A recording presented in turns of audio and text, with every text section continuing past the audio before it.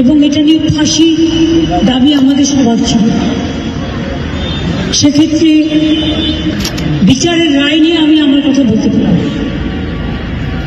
আমরা এটাই বলেছিলাম, আমাদের হাতে এই কেসটা থাকলে আমরা কিন্তু অনেকদিন আগেই ফাঁসির অর্ডার দিয়ে দিতে পারতাম, ফাঁসির অর্ডার করে দিতে পারতাম।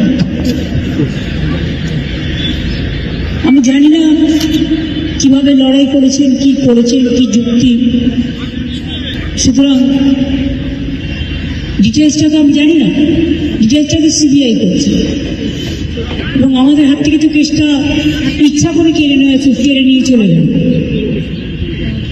আমরা তো বলেছিলাম আমরা যদি করতে না পারি তাহলে আপনারা সিবিআইকে জন্য আমার কোনো আপত্তি নেই, কারণ আমরা চাই বিচার হোক। এই নরক বিচারদের চরমতম শাস্তি হওয়া উচিত।